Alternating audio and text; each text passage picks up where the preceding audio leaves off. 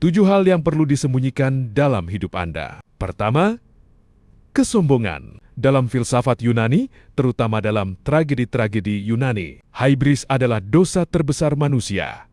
Kesombongan yang berlebihan. Plato dan Aristoteles melihat kesombongan sebagai tanda jiwa yang tidak tertata. Orang yang memamerkan kehebatan diri dianggap kehilangan sofrosi, pengendalian diri. Mengapa perlu disembunyikan? Karena kesombongan menghancurkan kebijaksanaan. Orang bijak tidak mengumumkan kehebatannya. Keutamaan terlihat lewat tindakan, bukan kata-kata. Orang yang benar-benar besar tidak perlu berteriak bahwa ia besar. Kedua, emosi tak terkendali. Bagi filsuf Yunani, terutama kaum Stoa, emosi yang malah dikledak adalah tanda kelemahan rasional. Amarah berlebihan, dendam, iri hati. Epictetus dan Seneca mengajarkan bahwa manusia harus menguasai emosi, bukan dikuasai olehnya. Mengapa perlu disembunyikan? Karena emosi yang diumbar menunjukkan bahwa logos akal budi telah kalah dari patos nafsu. Ketiga, niat jahat dan kelicikan dolos. Dalam filsafat moral Yunani,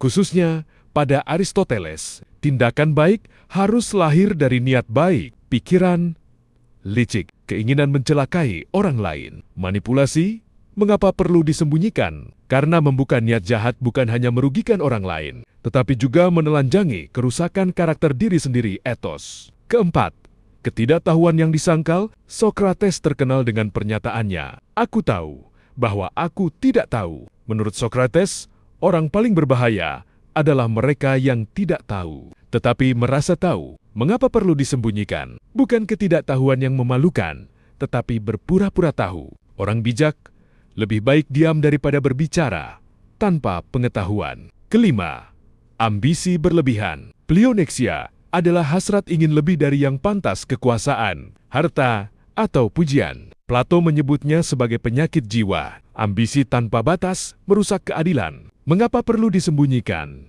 Karena ambisi yang diumbar memperlihatkan kerakusan jiwa dan ketidakseimbangan batin. Keenam, luka batin yang belum bijak, trauma tanpa logos. Walau filsafat Yunani tidak memakai istilah trauma modern, mereka memahami penderitaan jiwa. Plato mengajarkan bahwa jiwa yang terluka perlu penyembuhan melalui kebijaksanaan, bukan pengumuman publik. Mengapa perlu disembunyikan? Karena membuka luka tanpa kebijaksanaan justru memperdalam penderitaan dan membuat jiwa rapuh di hadapan orang yang tidak mengerti. Ketujuh, rencana masa depan. Orang Yunani percaya pada kairos, waktu yang tepat. Terlalu banyak bicara tentang rencana hidup menunjukkan